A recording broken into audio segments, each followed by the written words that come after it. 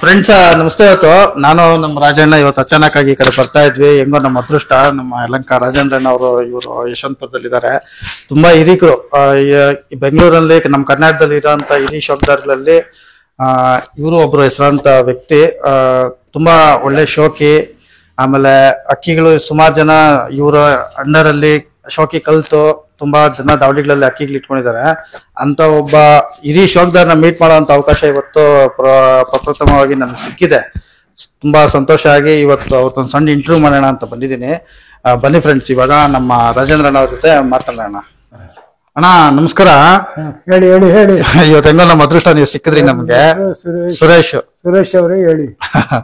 ಹೆಂಗೋ ಬರ್ತಾ ಇದ್ವಿ, ಇವತ್ತು ನೀವು ಸಿಕ್ಕಿದ್ರೆ ಹಿಂಗೆ ಸಣ್ಣದೊಂದು ಇಂಟರ್ವ್ಯೂ ಮಾಡೋಣ, ನಮ್ಮ ಫ್ಯಾನ್ಸಿಯರ್ಸ್ಗೆ ತೋರ್ಸೋಣ ಅಂತ ನಿಮ್ಮದೊಂದು ವಿಡಿಯೋ ಕೇಳ್ಕೊಂಡು ರಿಕ್ವೆಸ್ಟ್ ಮಾಡ್ತಾ ಇದ್ದೀನಿ. ಅಣ್ಣ ಇವಾಗ ಈ ಬೇಸಿಕಲಿ ನಿಮ್ಗೆ ಈ ಶೋಕಿ ಹೆಂಗಣ ಬಂತು, ಯಾವಾಗಿಂದ ಸ್ಟಾರ್ಟ್ ಆಯ್ತು ಅಂತ? ಅದನ್ನ ಹೇಳ್ಬೇಕಂದ್ರೆ ತುಂಬಾ ದೊಡ್ಡ ವಿಷಯವಾಗಿದೆ. ನಾನು ಸ್ವಲ್ಪ ಚಿಕ್ಕದಾಗಿ ಆದಷ್ಟು ಚಿಕ್ಕದಾಗಿ ಹೇಳ್ತೀನಿ. ಹೇಳ್ರಣ್ಣ ಹೇಳಿ. ಯಾಕಂದ್ರೆ ಇದು ತುಂಬಾ ಅಬ್ರಾಡ್ ದೊಡ್ಡ ವಿಷಯ ಇದು. ಯಾಕಂದ್ರೆ ನಿಮ್ಮ ಇಂಟರ್ವ್ಯೂ ಯಾವ್ದು ವಿಡಿಯೋಗಳಿಲ್ಲ, ನಾನೇ ಕೊಡ್ಲಿಲ್ಲ. ಯಾಕಂದ್ರೆ ನಾನು ಯಾವ್ದಂತ ದೊಡ್ಡ ವ್ಯಕ್ತಿ ಅಂತ ನಾನು ತಿಳಿಯಿಲ್ಲ. ನಿಮ್ ದೊಡ್ಡ ಗುಣ ಅದು. ಮೊದಲನೇದಾಗಿ ಹೇಳ್ಬೇಕಂದ್ರೆ ನನಗೆ ಈ ಶೋಕಲ್ಲಿ ಈಗ 68 ಇಯರ್ಸ್. ನನಗೆ 10ನೇ ವಯಸ್ಸಿಂದ ಈ ಶೋಕ್ ಇದೆ. 10ನೇ ವಯಸ್ಸಿಂದ ಈ ಶೋಕು ಶುರು ಆಯ್ತು. ಮೊದಲನೇದಾಗಿ ಜನಾರ್ದನ್ ಅನ್ನೋರು ಅವ್ರ ಮನೆಯಲ್ಲಿ ಅಕ್ಕಿಗಳ ಆಚೆ ಬಿಟ್ಟಿರೋರು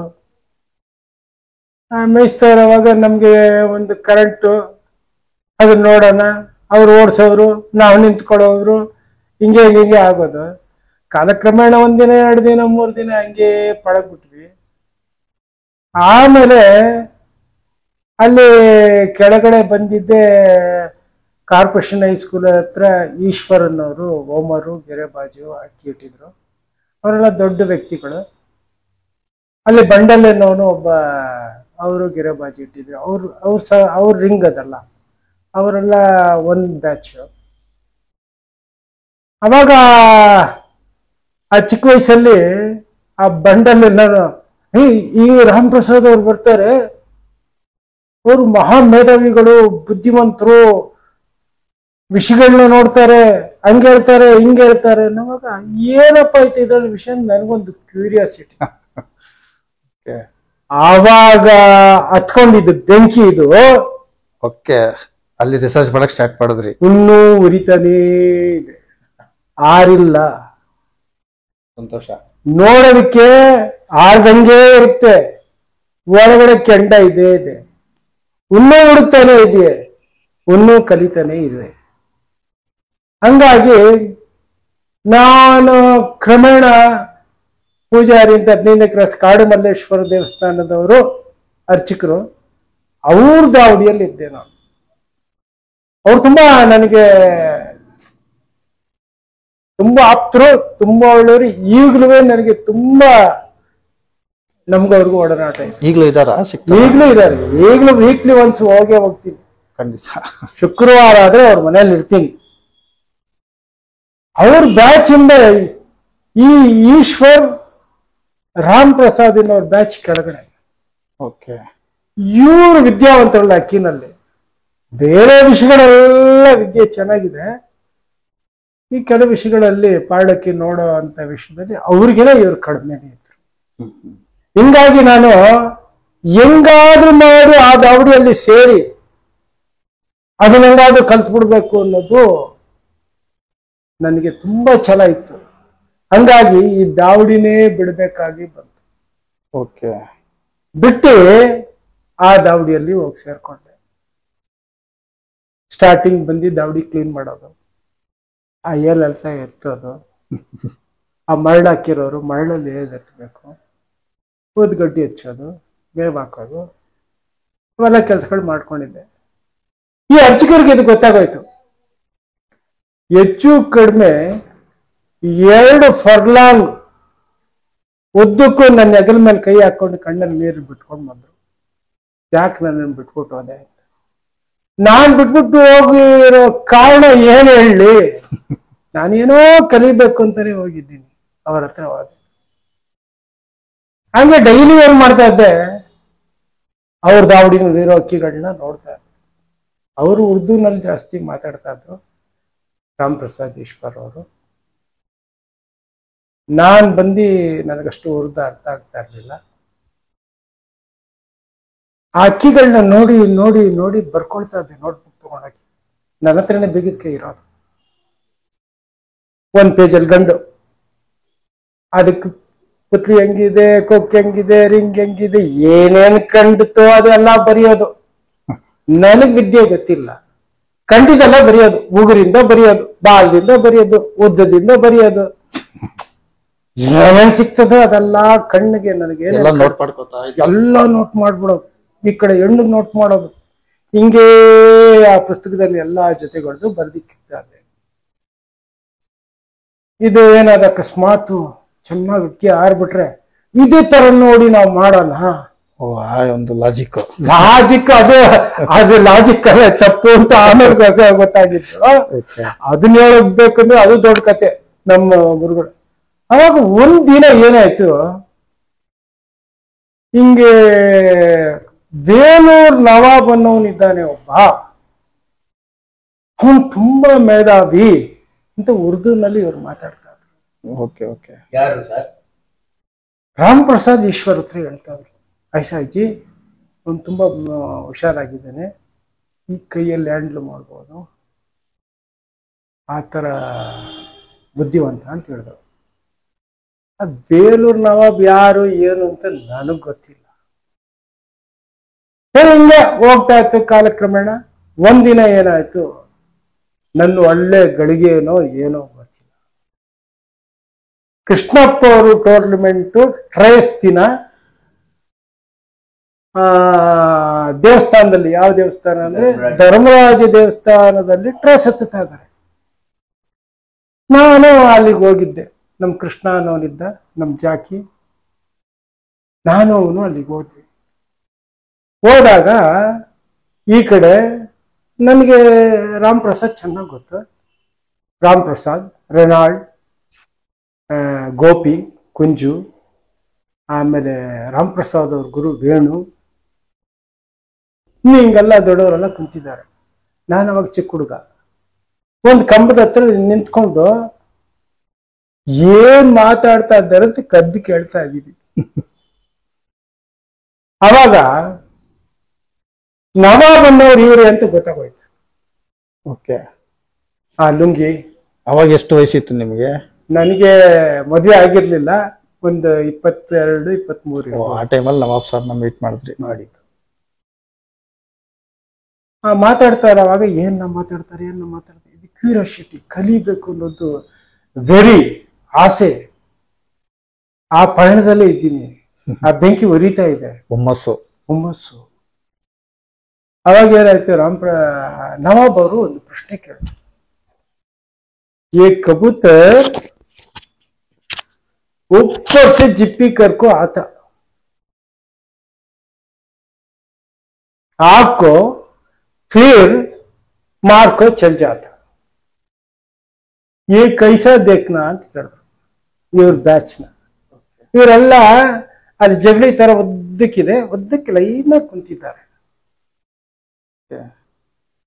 ನಾನು ವಿಧಿಯೋದಪ್ಪ, ಇದು ವಿಧಿಯೋದ ಬ್ರಹ್ಮಾಂಡ ಪ್ರಶ್ನೆ ಆಗಿದೆ, ಅವ್ರು ಹೇಳಿದ್ದು ನಿಜಾನೇ, ಇವನು ಯಾರೋ ಬುದ್ಧಿವಂತನೇ ಇರ್ಬೇಕು, ಏನ್ ಇಂಥದೆಲ್ಲ ಪ್ರಶ್ನೆ ಇದೆಯಾ ಅಂತ ಆಗ್ಲೇ ಗೊತ್ತಾಗಿತ್ತು.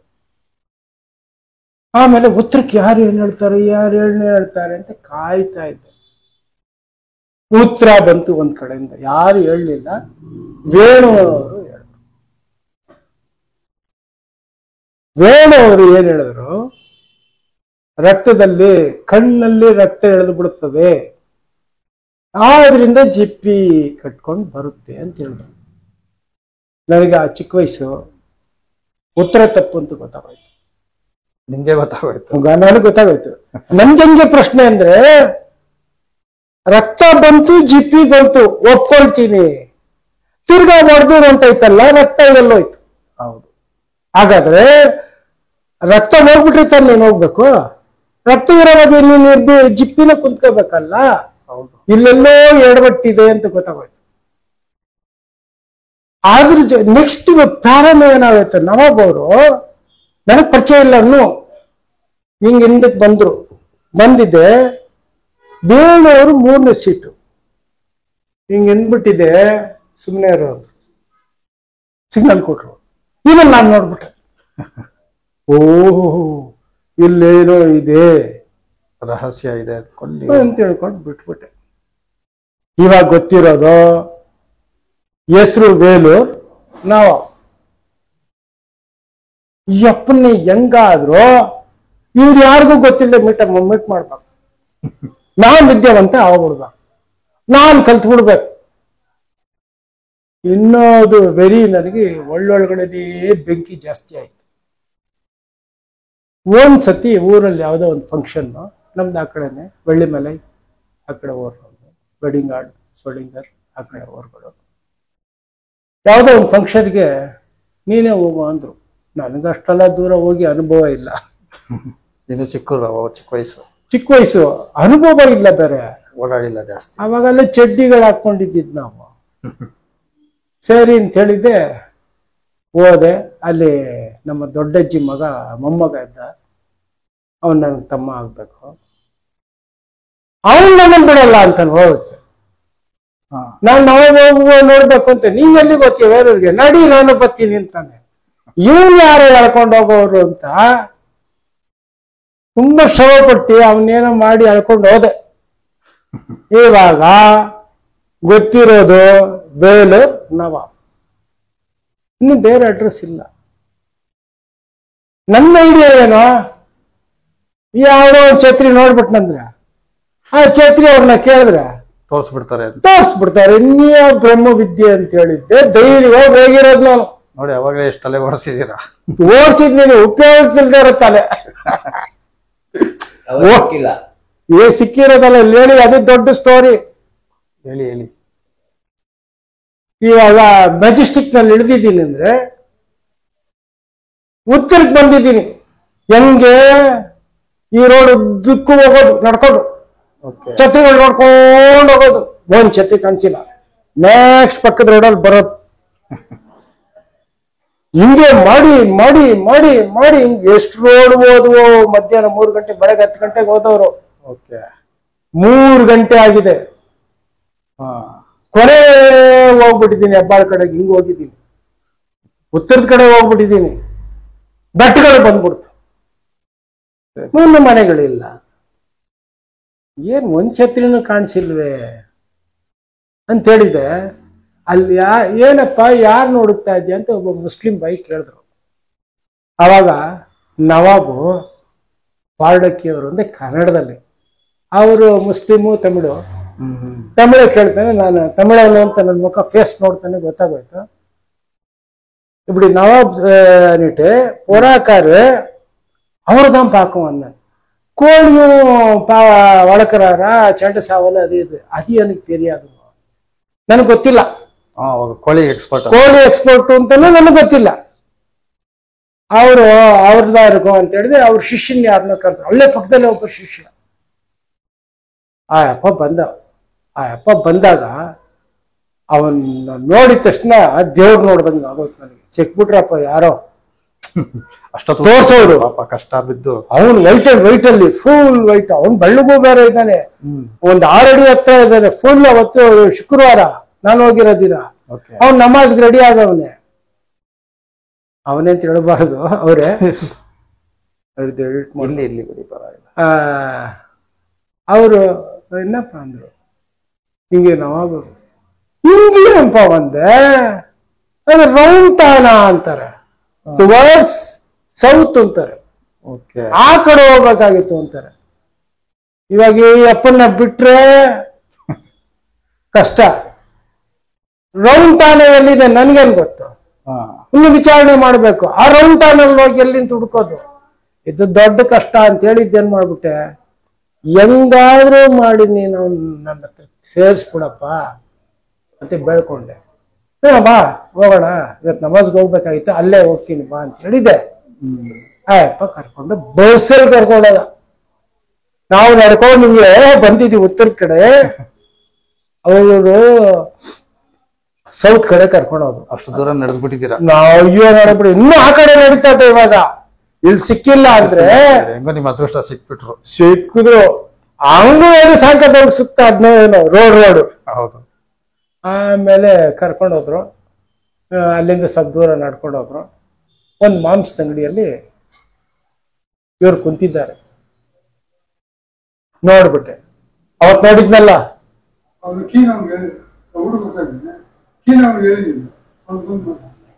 ಅವ್ರನ್ನ ನೋಡಿದ್ನಲ್ಲ, ಮುಖ ಪರಿಚಯ ನೋಡ್ಬಿಟ್ಟೆ. ನೋಡಿದ ತಕ್ಷಣ ಬೈ ನಮಸ್ಕಾರ ಅಂದೆ. ಅವ್ರ ಕನ್ನಡ ಗೊತ್ತಾಗಲ್ಲ, ನನ್ಗೆ ಗೊತ್ತಿಲ್ವೇ ಇದೆಲ್ಲ ಕತೆ. ಆಮೇಲೆ ಅವರು ಒಣಕೊ ನಾನು ಒಣಕಂಪಯ್ಯ ಅಂತೆ. ಸರಿ, ಪರಿಚಯ ಆಯ್ತು. ನಾನು ಬೆಂಗಳೂರು, ನಿಮ್ಮನ್ನು ನೋಡಿದ್ದೀನಿ ಇಂಥ ಕಡೆ, ಈ ಪ್ರಶ್ನೆ ಕೇಳಿದ್ರಿ, ನಾನು ಇನ್ನೂ ಇನ್ಸ್ಪಿರೇಷನ್ ಆದೆ, ರಾಮ್ ಪ್ರಸಾದ್ ಹೇಳಿದ್ರು, ಅದೆಲ್ಲ ಸೇರಿ ನಿಮ್ಮನ್ನು ನೋಡಬೇಕು ಅಂತ ಒಂದು ಛಲದಿಂದ ಬಂದಿದ್ದೀನಿ ಅಂದೆ. ನಾ ಪರಾಪಾಕ್ರಿಯ ಅಂದರು. ನೋಡೋಣ ಅಂದೆ. ಕರ್ಕೊಂಡೋದು ಯಾವ್ದಾವ್ದು ದಾಡಿಗಳಿಗೆ. ಯಾವ ದಾಡಿ ಕರ್ಕೊಂಡೋಗಿ ತೋರಿಸಿದ್ದಕ್ಕಿ ಒಂದಕ್ಕಿನ ನನಗೆ ಹಿಡಿಸ್ಲಿಲ್ಲ. ಅವ್ರು ಹಿಡಿಸ್ತಾ ಇದೆ ಅಂದ್ರೆ ಏನು, ನಾನು ನೋಡೋ ದಾಟಿಗೂ ಅವ್ರು ನೋಡೋ ದಾಟಿಗೂ ಅಜಗಜಾಂತರ ವ್ಯತ್ಯಾಸ ಇದೆ. ನಾನ್ ನೋಡೋದು ನಂದೇ ಸರಿ ಅಂತ ಇದ್ದೆ, ಅದು ಸರಿ ಇಲ್ಲ ಅನ್ನೋದು ನನಗ್ ಗೊತ್ತಿಲ್ಲ. ನಾನು ಇನ್ನೂ ಸರಿ ಅಂತ ತಿಳ್ಕೊಂಡ್ಬಿಟ್ಟಿದ್ದೀನಿ. ಯಪ್ಪ ಏನ್ ನೋಡ್ತಾನಕ್ಕೆ, ಯಪ್ಪ ಎಲ್ಲ ಝೀರೋ ಕ್ಯಾಂಡ್ಲ್ಗಳು, ಪ್ಲೈನ್ ಕಣ್ಗಳು, ರಿಂಗು ಇಲ್ಲ, ಪಂಗು ಇಲ್ಲ, ಇವನ್ನೆಲ್ಲ ಪಾಸ್ ಮಾಡ್ತಾನೆ. ನಾವೆಲ್ಲ ಬರ್ದಿಕ್ಕಿರೋದೆಲ್ಲ ರಿಂಗ್ ಇದೆ, ಕಾರ್ಲೇಷನ್ ಇದೆ, ಅಡಾಪ್ಟೇಷನ್ ಇದೆ, ಅದು ಇದೆ, ಇದು ಇದೆ, ಮಣ್ಣು ಹಸಿ ಎಲ್ಲ ಇದೆಯಲ್ಲ, ಅದೆಲ್ಲ 20 ವರ್ಷ ಅಕ್ಕಿನಲ್ಲಿ ನೀವು ಸೆಲೆಕ್ಟ್ ಮಾಡೋದು, ಅವ್ರು ಸೆಲೆಕ್ಟ್ ಮಾಡೋದು ಟೋಟಲಿ ವ್ಯತ್ಯಾಸ ಇದೆಯಲ್ಲ. ಇದೆಲ್ಲ ಆವಾಗ ಏನ್ ಮಾಡಿದೆ, ಹಂಗೆ ಹೀಗೆ ತೋರ್ಸ್ಕೊಂಡು ಬಂದ್ರು. ಟೈಮ್ ಆಯ್ತು, ಆಗ್ತಾ ಇದೆ, ನಮ್ಗೆ ಹೋಗ್ಬೇಕು ಮನೆಗೆ, ವಾಪಸ್ ಬೆಂಗಳೂರಿಗೆ ಬರ್ಬೇಕು. ಒಂದು ರೈಲ್ವೆ ಲೈನ್ ಮೇಲೆ ಹೆಚ್ಚು ಕಮ್ಮಿ ಇನ್ನೊಂದು ಯಾವುದೋ ದಾವಡಿ ತೋರ್ಸೋದಕ್ಕೆ ಹೆಚ್ಚು ಕಮ್ಮಿ 1 ಕಿಲೋಮೀಟರ್ ನಡೆಸ್ತು. ನಾನು ಅವಾಗ ಸ್ವಲ್ಪ ಹೆವಿ ಫ್ಯಾಟ್ ಆಗಿದೆ, 90 kg ಮೇಲಿದ್ದೆ. ನಾಡ್ದೆ ನನಗೆ ಲೆಕ್ಕ ಇಲ್ಲ, ನನಗೆ ವಿಷಯ ಬೇಕು. ಅವಾಗ ನೋಡ್ದೆ, ಈ ಅಪ್ಪ ಈ ಝೀರೋ ಕ್ಯಾಂಡ್ ಅಕ್ಕಿಗಳು, ಪ್ಲೈನ್ ಅಕ್ಕಿಗಳು, ಏನಿಲ್ದೇ ಅಕ್ಕಿ ತೋರಿಸ್ತಾನೆ, ಇದೆಲ್ಲ ಬೇಕಾಗಿಲ್ಲ. ಬಾಜಿ ಕರ್ನಾಟಕದಲ್ಲಿ ಯಾರು ನೋಡ್ತಾ ಇಲ್ಲ ಅನ್ನೋದು ನಮ್ಗೆ ಗೊತ್ತು. ಈ ಬಾಜಿನ ಒಂದು ಡೌನ್ ಆಗಿ ಕಲ್ತ್ಕೊಂಡು ಹೋಗ್ಬಿಟ್ರೆ ನಾನು ಎಲ್ಲಾರ್ಗಿನ ದೊಡ್ಡ ಕಿಲಾಡಿ ಅನ್ನೋ ಒಂದು ಭ್ರಮೆ ನಿಮಗ್ ಬಂದಿತ್ತು. ತಪ್ಪಾದ ಭ್ರಮೆ. ಅವಾಗ ಏನ್ ಮಾಡಿದೆ, ಇದನ್ನೊಂದು ಕೇಳಿ ಇಸ್ಕೊಂಡ್ಬಿಟ್ಟಿದ್ದೆ. ಹೆಂಗಾದ ಕಲೆಕ್ಷನ್ ಮಾಡ್ಕೊಂಡ್ಬಿಟ್ಟು ಮತ್ತೆ ಹೋಗ್ಬಿಡೋಣ ಅಂತ ಐಡಿಯಾ. ಆದ್ರೆ ಈ ಅಕ್ಕಿಯವರೆಲ್ಲ ಹೇಳಲ್ಲ ಅಂತ ತುಂಬಾ ಗೊತ್ತು ನನಗೆ. ಏನು ಗೊತ್ತಿರಲ್ಲ, ಅದನ್ನ ಹೇಳಲ್ಲ. 100 ಗೊತ್ತಿದ್ರೆ ಹೇಳಲ್ಲ, 1 ಗೊತ್ತಿದ್ರೆ ಗೊತ್ತಿದ್ರೆ ಅದನ್ನೇನೋ ಬ್ರಹ್ಮಾಂಡವಾಗಿ ಇಟ್ಕೊಂಡಿರ್ತಾರೆ ಜನ, ಮುಚ್ಚಿಟ್ಕೊಂಡ್ಬಿಡ್ತಾರೆ. ಅದೇನೋ ಬ್ರಹ್ಮಾಂಡ. ನಾವು ಒಂದು ಕಾಲದಲ್ಲಿ ಹಂಗೆ ಇದ್ವಿ. ಓಕೆ, ಒಂದು ಕಾಲದಲ್ಲಿ ನಾವು ಹಂಗೆ ಇದ್ವಿ. ಹೆಂಗೆ ಅಂದ್ರೆ, ಅದಕ್ಕೆ ಮುಂಚೆ ಇದು ಮುಗಿಸ್ಬಿಡ್ತೀನಿ. ಬಾಯ್ ಬಾಜಿ ಒಂದು ಡೌಟ್ ಸ್ವಲ್ಪ ಹೇಳ್ಕೊಟ್ಬಿಡಿ. ಹೇಳಕೊಟ್ಟಿಲ್ಲ. ಅಲ್ಲಿಂದ ಇನ್ನೂ ಅರ್ಧ ಕಿಲೋಮೀಟರ್ ನಡೆಸ್ಬಿಟ್ರು. ಇನ್ನು ಟೈಮ್ ಆಗ್ತೈತೆ, ಏನ್ ಮಾಡೋದು? ತಿರ್ಗಾ ಕೇಳೋಣ. ತಿರ್ಗಾ ಹತ್ರ ಹೋದೆ. ಬಾಯ್ ಆ ಬಾಜಿ ಡೌ ಸ್ವಲ್ಪ ಸೊಲ್ಲಿ ಕುಡುಂಬ ಬಾಯಿ ಅಂತ ತಮಿಳಲ್ಲಿ ಕೇಳಿದೆ. ಅದು ಒಣ್ಣೆ ಇಲ್ಲಪ್ಪ, ಶೇಕ್ ಲೈನ್ ಅದು. ಓಕೆ,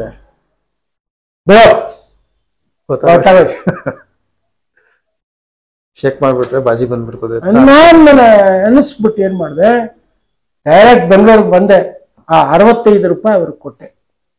ಆ ಕಾಲಕ್ಕೆ ನಾನು 65 ರೂಪಾಯಿ ಸಂಪಾದನೆ ಮಾಡ್ಬೇಕಂದ್ರೆ ನನಗೆ 5 ರೂಪಾಯಿ ವಾರಕ್ಕೆ ಕೊಡೋರು ನಮ್ಮ ತಂದೆ. ಈ ಹುಲ್ಲು ಹಸುಗಳಿಗೆ ತರ್ತಾ ಇದ್ದೆ ತಲೆ ಮೇಲೆ. ಅದರಲ್ಲಿ ₹1 ಹತ್ತಾಡಿ ಒಂದು ಕಟ್ಟು ಅಂದ್ರೆ ನಾನು ಒಂದು 10 ಪೈಸೆ 20 ಪೈಸೆ ಕದಿಯೋದು. ಜಾಸ್ತಿ ಹೇಳ್ಬಿಟ್ಟು ತಗೋತಾ ಇದ್ರಿ. ಕದ್ದಿ ಅವೆಲ್ಲ ಎತ್ತಿ ನಿಕ್ಕರ್ ಒಳಗಡೆ ಹಾಕಿ ಒಂದ್ ದಾರ ಕಟ್ಟಿಕ್ಬೇಕು, ಬಿದೋಗದೆ ಇರ್ಲಿ ಅಂತ. ಇಲ್ಲ ಉದ್ದಕ್ ಮಲ್ಕೊಂತೀವಿ ಹಾಲ್ನಲ್ಲಿ. ನಾವೇ 8 ಜನ ಅಣ್ಣ ತಮ್ಮಂದ್ರು. ಓಹೋ, ಆ ದುಡ್ಡು ಕೆಳಗಡೆ ಬಿದ್ದು ಅವನು ಎತ್ಕೊಂಡ್ಬಿಡ್ತಾನಲ್ಲ. ಕರೆಕ್ಟ್. ಹಿಂಗೆಲ್ಲಾ ಸೇರ್ಸ್ ಮಡಗಿರೋ ದುಡ್ಡು. ಆಮೇಲೆ ಚಾರ್ಜಿಗೆ ಕೊಟ್ಟಿದ್ರೆ ಆ ಚಾರ್ಜಲ್ಲಿ ಸ್ವಲ್ಪ ಚುಚ್ಚಪ್ಪು ಮಾಡಿ ₹65 ಅವ್ರು ಕೊಟ್ಬಿಟ್ಟು ಮಿಕ್ಕಿದ ಬಸ್ಗೆಲ್ಲ ನಾನು ಇಟ್ಕೊಂಡಿದ್ದೆ. ಏನೇನಂದ್ರು, ಏನಿಲ್ಲ ಇಟ್ಕೊಡಿ ಅಂದೆ. ನಾನು ಬೆಂಗಳೂರು ಬರೋ ಅಕ್ಕಿ ತರ್ತೀನಿ ಅಂದ್ರು. ನನ್ನ ಮನ್ಸಲ್ಲೇನೋ ನೀನ್ ಅಕ್ಕಿ ತರದೆ ಹೋದ್ರೆ ಏನೋ ಡವ್ ಕಲ್ತಿದ್ದೀನಲ್ಲ. ಆ ಡವ್ಗೆ ₹65. Okay okay. ಆ ಡವ್ಗೆ ವ್ಯಾಲ್ಯೂ 65 ಅವಾಗ ಕೊಟ್ಟಿರೋದು. ದಕ್ಷಿಣೆ ದಕ್ಷಿಣೆ ಅಂತ, ಗುರು ದಕ್ಷಿಣೆ ಅಂತ. ಆವಾಗ ಬೆಂಗಳೂರಿಗೆ ಬಂದೆ. ಬೆಂಗಳೂರಿಗೆ ಬಂದ್ಬಿಟ್ಟಿದೆ. ಯಾವ್ದಾವ್ದಕ್ಕೆ ಶೇಕ್ ಇಲ್ವೋ ತಗೊಂಡಾಗೆಲ್ಲ ಮಾರ್ಕೆಟ್ಗೆ ಹಾಕ್ಬಿಟ್ಟೆ. ಅಯ್ಯೋ, ಏಟಿಲ್ಲ, ಸರಿ ಇಲ್ಲ. ನಾನು ಶೇಕ್ ಲೈನ್ ಇಲ್ಲ ಅಲ್ಬಿಟ್ಟು ಶೇಕ್ ಅಡ್ಡಿ ಇಲ್ಲ. ಶೇಕ್ ಲೈನ್ ಅಂದ್ರಲ್ಲ, ಇದೇ ಇರ್ಬೇಕು. ಇದು ಯಾವ್ದಕ್ಕಿಲ್ಲ, ಯಾವ್ದಕ್ಕಿದೆಯೋ ಇಟ್ಕೋ, ಮಿಕ್ಕಿದೆಲ್ಲ ಹಾಕು ಅಂತ ಹಾಕ್ಬಿಟ್ಟೆ. ನೋಡಿ. ಆಮೇಲೆ ಏನಾಯ್ತು, ನನ್ನ ಹತ್ರ ಒಂದು 4 ಗಂಟೆ ಕುಂತ್ಕೊಳ್ಳೋ ಒಂದು ಬೂರಿ ಇತ್ತು, ಕೊಕೋ ಕೋಲಾ ಬೂರಿ ಅಂತ. ಅದು ಕಲರ್ ಕೊಕೋ ಕೋಲಾ ತರ ಕಾಣಿಸೋದು ಆಡೋವಾಗ. ಅದಕ್ಕೆ ಕೊಕೋ ಕೋಲಾ ಬೂರಿ ಅಂತ ಹೆಸರಿಕ್ಕಿದ್ವಿ. ಅದನ್ನ ಮಣಿ ಮನೆಯಲ್ಲಿ ಅಂತ. ನಾನು ಎಲ್ಲೂ ನಮ್ಮ ಮನೇಲಿ ಅಕ್ಕಿ ಇಟ್ಟಿರ್ಲಿಲ್ಲ ಇದುವರೆಗೂ. ಮತ್ತೆ ನಾನು ಎಲ್ಲಾ ಕಂಡೋರ್ ಮನೆಯಲ್ಲೇ ಶೋಕ್ ಮಾಡಿರೋ. ಆಮೇಲೆ ಅವಾಗ 5 ವರ್ಷ ಬಿಟ್ಟಿರೋದೆ, ಪರಿಪೂರ್ಣವಾಗಿ ಮಾಡಿಲ್ಲ. ಆದ್ರೆ ಕಲಿಯೋ ವಿಷಯದಲ್ಲಿ ಮಾತ್ರ ಬಿಟ್ಟಿದ್ರು ಕರೆಂಟ್ ಇರೋ. ಆ ಬೆಂಕಿ ಹಂಗೆ ಇರೋದು, ಅವಾಗ ಹಚ್ಚಿದ ಬೆಂಕಿ ಇನ್ನೂ ಇದೆ. ಆಮೇಲೆ ಏನಾಯ್ತು, ಆ ಕೊಕೋ ಕೋಲಾ ಬೂರಿ ಹಿಡಿದು ನೋಡ್ತೀನಿ, ಅದು ಬಾಜಿ ಸಾವಕಾಯಿಸಿದ್ರೆ ಕಮ್ಮಿಂದ 6 ಮೇಲೆ ಹೊಡಿಯೋದು, ಶೇಕ ಇಲ್ಲ. ಇಲ್ಲಿ ಕನ್ಫ್ಯೂಸ್ ಆಗ್ಬಿಟ್ರಿ. ಈ ಶೇಕ್ ಇಲ್ಲ, ಬಾಜಿ ಹೊಡಿತದೆ. ಹಾಗಾದ್ರೆ ಎಲ್ಲೋ ತಪ್ಪಾಗ್ತಾ ಇತ್ತಲ್ಲ, ಸರಿಯಾಗಿ ಕೇಳ್ಕೊಂಡಿಲ್ವಾ ನಾವು? ಇದು ಯಾತಕ್ಕೆ ಕೇಳ್ತೀರಿ ಅಂದ್ರೆ, ಇಂಪ್ರೆಸ್ ಆಗಿ ಕೇಳಿ ತಿಳಿಯೋದೆಲ್ಲ ಈ ಎರರ್ಗಳಾಗಿದೆ, ಆಗ್ತಾ ಇದೆ. ಮಾಧ್ಯಮದಲ್ಲಿ ಕೇಳಿ ತಿಳಿಯೋರೆಲ್ಲ ತಪ್ಪುಗಳು ಮಾಡ್ತಾ ಇದ್ದಾರೆ. ಮಾಧ್ಯಮದಲ್ಲಿ ಹೇಳೋವಾಗ್ಲೂ ತಪ್ಪಾಗಿ ಹೇಳ್ತಾರೆ. ಅರ್ಧ ಹೇಳ್ತಾರೆ, ಕಾಲ ಹೇಳ್ತಾರೆ, ಮುಕ್ಕಲ್ಲ ಹೇಳ್ತಾರೆ, ಹೇಳ್ತಾರೆ, ಜಡ್ ಹೇಳ್ತಾರೆ, ಎಲ್ಲೆಲ್ಲೋ ತಪ್ಪುಗಳಿದೆ. ಆದ್ರೂ ತಪ್ಪು ಸರಿಗಳ ಮಧ್ಯೆನೇ ಶೋಕು ಇದ್ರೇನೆ ಎಲ್ಲ ಪರಿಪೂರ್ಣವಾಗಿದ್ಬಿಟ್ರೆ ಶೋಕ ಆಗಲ್ಲ. ಏರ್ಬೇಕು, ಜಡ್ ಇರ್ಬೇಕು, ಒಬ್ಬನ ಹತ್ರ ಬಿ ಇರುತ್ತೆ, ಸಿ ಇರುತ್ತೆ, ಏನೋ ಇರುತ್ತೆ, ಒಬ್ಬನ ಹತ್ರ ಇರುತ್ತೆ, ಇರಲ್ಲ. ಇದ್ರ ಮಧ್ಯೆನೇ ಶೋಕು. ಆಮೇಲೆ ಏನಾಯ್ತು, ಏನೋ ತಪ್ಪಾಗ್ತಾ ಇದೆಯಲ್ಲ. ಆ ಮಣಿ ಏನೋವನು ಮದ್ವೆ ಆಗಿತ್ತು, ಅವನು ವೇಲೂರ್ಗೆ ಹೋಗ್ಬೇಕಾಗಿ ಬಂತು. ಅವನು ಸ್ವಲ್ಪ ಡ್ರಿಂಕ್, ನಾನು ಇಲ್ಲ, ಇದುವರೆಗೂ ಲೈಫಲ್ಲಿ ಮುಟ್ಟಿಲ್ಲ. ಅಲ್ಲಿ ಹೋಗ್ಬಿಟ್ಟು ರೌಂಡ್ ಟಾನ್ ಅಲ್ಲಿ ನವಾಬ್ ಇದ್ದಾನೆ. ಈ ಡೌನ ನೀನ್ ಹೆಂಗ ಅವನು ಬಿಡಿಸ್ಬಿಡ್ತಾನೆ. ನಾನ್ ತಿಳ್ಕೊಂಡಿದ್ದು ನವಾಬ್ ಅಂತವ್ರು ಈ ಅಕ್ಕಿ ಶೋಕವ್ರೆ ಬಿಡಲ್ಲ ಬಾಯಿ ಅಂತ. ಆದ್ರೆ ನವಾಬ್ ಓಪನ್ ಟಾಪ್ ಅಂತ ನನಗೆ ಗೊತ್ತಿಲ್ಲ. ನೀವ್ ಕೇಳ್ರಿ, ಈ ಗಳಿಗೆನಲ್ಲಿ ಹೇಳ್ತಾರೆ. ಆ ತರ ಶೋಕ್ದಾರ್ನ ನಾವು ಮುಂಜ್ ಜನ್ಮದಲ್ಲೂ ನೋಡ್ತೀನೋ ಇಲ್ವೋ? ನೀವ್ ಯಾರಾದ್ರೂ ಕೇಳ್ರಿ, ಏನು ಪ್ರಶ್ನೆ ಆದ್ರೂ ಕೇಳ್ರಿ, ಈ ಗಳಿಗೆನಲ್ಲಿ ಹೇಳ್ತಾನೆ ಅಹಂಕಾರ. ಯಾರಾದ್ರೂ ಕೇಳಲಿ, ಇದು ಸೊತ್ತು, ಇದು ನಾನು ಯಾಕೆ ಹೇಳ್ಬೇಕು?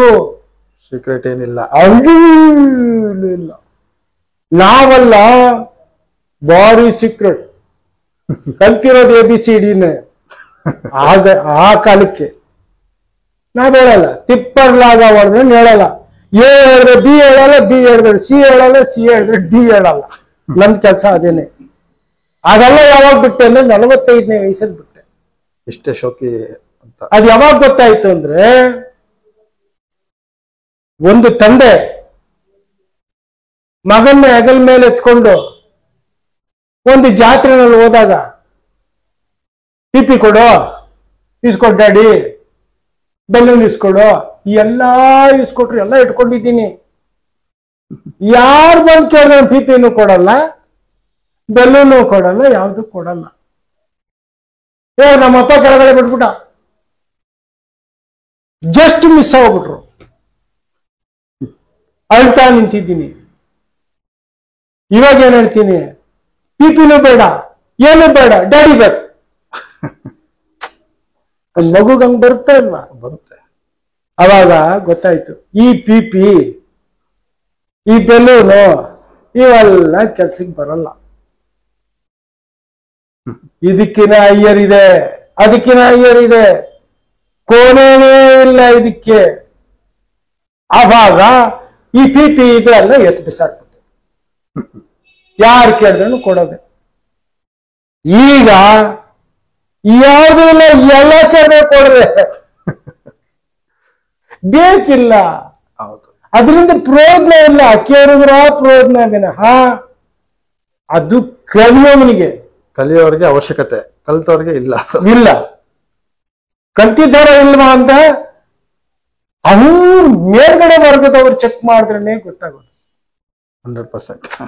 ಇವಾಗ ಅವ್ರು ಕಲ್ತಿರ್ತಾರೆ ಅಂತಿಲ್ಲ, ಅವ್ರನ್ನ ಚೆಕ್ ಮಾಡೋ ಕ್ಯಾಲಿಪರ್ ಯಾರ ಹತ್ರ ಇರುತ್ತೆ ಅಂದ್ರೆ ಅವ್ರಿಗಿನ ಹೆಚ್ಚಿನವರು. ಇವನೊಂದು PhD ಅಂದ್ರೆ 10 PhD ಆಲ್ರೌಂಡ್ ನಲ್ಲಿ ಇದ್ದವನು ಪ್ರಶ್ನೆ ಕೇಳಿದಾಗ ಅವನ್ದು ಏನಂತ ಗೊತ್ತಾಗುತ್ತೆ. ಈ ಕೆಳಗಡೆ ಇರೋ ವರ್ಗದವ್ರಿಗಲ್ಲ, ಅವ್ರು ಏನೋ ಕಲ್ತಿದ್ದಾರೆ ಅನ್ನೋದು ಇರುತ್ತೆ. ಆದ್ರಿಂದ ಯಾರು ಕಲ್ತಿದ್ದಾರೆ ಅಂತ ಹೇಳಲಿಕ್ಕೆ ಬರಲ್ಲ. ಯಾರು ಪರಿಪೂರ್ಣರಲ್ಲ, ಎಲ್ಲರನ್ನೂ ಸೇರಿ, ನನ್ನನ್ನು ಸೇರಿ. ಅದು ಸಮುದ್ರ ಇದ್ದಂಗೆ. ಹಂಗಾಗಿ ಕೊನೆಗೆ ಅವನು ಹೋಗಿ ಅಲ್ಲೋಗಿ ಕುಡ್ದವ್ರೆ, ಅಕ್ಕಿ ನೀಡಿ ತಂದು ತೋರ್ಸು, ಡಬ್ಬ ಹೇಳವ್ರೆ. ಇಲ್ಲ, ಅಕ್ಕಿ ನೀಡಿ ತಂದು ತೋರ್ಸ್ಬೇಕು ನನಗೆ ಅಂತ ಅವನು ಹಠ ಮಾಡೋನು. ಮಾಡಿದಾಗ ಅಕ್ಕಿ ಹಿಡ್ಕೊಂಡ್ಬಂದು ತೋರಿಸಿ, ಕರೆಕ್ಟ್ ಪಿನ್ ಪಾಯಿಂಟ್ ಇದೆ ನೋಡಿ, ಹಿಂಗೆ ನೋಡ್ಬೇಕಿದನ್ನ ಅಂತ ಹೇಳಿದ್ದಾರೆ. ಅವನು ಬಂದು ಪ್ರಥಮ ನನಗೆ ಹೇಳ್ಕೊಟ್ಟಿದ್ದು. ಆಮೇಲೆ ನೋಡ್ತೀನಿ 8 ತಪ್ಪು ಮಾಡ್ಬಿಟ್ಟಿದ್ದೀನಿ. ಎಲ್ಲ ಮಾರ್ಕೆಟ್ ಹಾಕ್ಬಿಟ್ಟಿದ್ರಿ. ಮಾರ್ಕೆಟ್ಗೆ ಹಿಂಗೆ ಸುತ್ತಲೂ ಕುಂತಿರ್ತಾರೆ, ಏನೋ ಕೇಳಿಸ್ಕೊಂಡು ಹೋಗ್ತಾರೆ, ಏನೋ ತಪ್ಪು ನೋಡ್ತಾ ಇರ್ತಾರೆ, ತಪ್ಪೇ ಮಾತಾಡ್ತಾ ಇರ್ತಾರೆ. ನೀವೇ ಹೇಳಿದ್ರಿ ಅಂತಾರೆ, ನಾನೇ ಹೇಳಿರ್ತೀನಿ. ಕೈ ಹಿಡಿದು ನಡ್ಸೋದಕ್ಕೂ, ಹೇಳ್ಕೊಡೋದಕ್ಕೂ, ಪ್ರಾಕ್ಟಿಕಲ್ಗೂ ಆಜ ಗಜಾಂತರ ವ್ಯತ್ಯಾಸಗಳಿದೆ, ಗೊತ್ತಿಲ್ಲ ಇವ್ರಿಗೆ. ಆಮೇಲೆ ನಾವು ಬೆಂಗಳೂರಿಗೆ ಬಂದಾದ್ಮೇಲೆ ನನ್ನ ಕಂಡ್ರು. ನಾನು ರಂಗಪ್ಪ ದಾವಡಿಗೆ ಇದ್ದೀನಿ ಬನ್ನಿ ಅಂತ ಹೇಳಿದ್ರು. ರಂಗಪ್ಪ ಅವ್ರ ದಾವಡಿಗೆ ಹೋಗಿ ನನಗೆ ಅಲ್ಲಿ ಒಂದು ಗರಡಿ ಮನೆ ತರ ಸಾಧನೆಗೆ ಪರ್ಫೆಕ್ಟ್ ಜಾಗ. ಅಲ್ಲಿ ಸಲೀಸಾಗಿ ಮಾಡಿ ಮೇಲೆಲ್ಲ ಹೋಗ್ಬಿಡಕ್ಕಾಗಲ್ಲ, ಹೇಳಿ ಅಂತಾರೆ. ಯಜಮಾನ್ರನ್ನ ಫಸ್ಟ್ ಮಾತಾಡ್ಬೇಕು, ಅವ್ರ ಅರ್ಧ ಗಂಟೆ ನಿಂತ್ಕೋಬೇಕು, ಅಣ್ಣ ನೋಡ್ಬಿಟ್ಟು ಬರ್ತೀನಿ ಅಣ್ಣ ಅನ್ಬೇಕು, ಹೋಗ್ಬಿಡ್ಬಪ್ಪ ಅಂತಾರೆ. ಹಂಗೆಲ್ಲ ಒಳ್ಳೆ ಹೆಸರು ತಗೊಂಡು ಅಲ್ಲಿ ಹೋದ್ರೆ ಕಮ್ಮಿಂದ 250 ಅಕ್ಕಿ ಇರೋದು. ಡೈಲಿ ಪಾಠನೇ, ಓದಾಗಲ್ಲ, ಡೈಲಿ ಓದಕ್ಕಾಗಲ್ಲ, ದುಡ್ಡಿಲ್ಲ. 20 ರೂಪಾಯಿ ಸೇರ್ಸ್ಕೊಂತ ಇದ್ದೆ. ಭಾನುವಾರ ಓದ್ತಾ ಇದ್ದೆ, ಬೆಳಗ್ಗೆನೆ ಹೋಗ್ಬಿಡೋದು, ಸೈಕಲ್ ತಗೊಂಡು ಹೋಗೋದು. ಅದಕ್ಕೂ ಒಂದು ಪೆಡ್ಲಿಲ್ಲ, ಒಂದು ಪೆಡ್ಲಲ್ಲೇ ಹೋಗ್ತಾ ಇದ್ದೆ. ಹೋಗ್ಬಿಟ್ಟಿದೆ, ಸೈಕಲ್ ನಿಲ್ಸ್ಬಿಟ್ಟಿದೆ.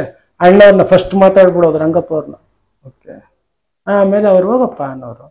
ಮೇಲೆ ಹೋದ್ರೆ ತಿರುಗಿ ಅಲ್ಲಿ ಇಳಿತೀನಿ ಕೆಳಗಡೆ. ಆಮೇಲೆ ಅಲ್ಲಿಗೆ ಹೋಗೋದು, ಎಲ್ಲ ಮಾಡೋದು, ಊಟ ಮಾಡೋದು. 3.5 ರೂಪಾಯಿ ಒಂದು ಬಿರಿಯಾನಿ ಎಲ್ಲ ಕೊಡ್ಸೋದು, ಏನೋ ಚಿಲ್ಲರೆ ಪಟ್ರೆ ಉಳಿದಿರೋದನ್ನ ಅವ್ರ ಹತ್ರ ಕೊಟ್ಬಿಟ್ಟು ಕಲ್ತ್ಕೊಂಡು ಬರೋದು. ಆಮೇಲೆ ಅವ್ರು 100 ಸತಿ ಅದೇ ವಿಷಯವಾಗಿ, ಬಾಜಿ ವಿಷಯವಾಗಿ ಆಗಲಿ, ಯಾವುದೇ ಒಂದು ವಿಷಯವಾಗಿ ಆಗಲಿ ಹೇಳ್ಕೊಟ್ರು. ಅಲ್ಲಿ ನಮಗೆ ಒಳ್ಳೆ ಕೋಚಿಂಗ್ ಸೆಂಟರ್ ತರ, ಪ್ರಾಕ್ಟಿಕಲ್ಗೆ ತುಂಬಾ ಹತ್ರ ಇತ್ತು. ಅಕ್ಕಿಗಳಲ್ಲೇ ಇರೋದು. ಏನ್ ಮಾಡೋರು, 4 ಅಕ್ಕಿ ಇಟ್ಕೊಳಪ್ಪ ಅನ್ನೋರು. ಒಳಗಡೆ ಹೋಗಿದ್ದೆ, ಗಂಡುಗಳು ಇದೆಯಾ, 4 ಗಂಟೆ ಇಡ್ತಿ ಬಿಡ್ಬೇಕು. ಬಿಟ್ಟಿದ ತಕ್ಷಣ ಕಡಿಮೆ ಅಂದ್ರೆ 2 ನಿಮಿಷ ನೋಡ್ಬೇಕು. ಯಾರ್ಯಾರು ಈ ಮಾಧ್ಯಮದ ಮುಖಾಂತರ ಹೇಳ್ತಾರೆ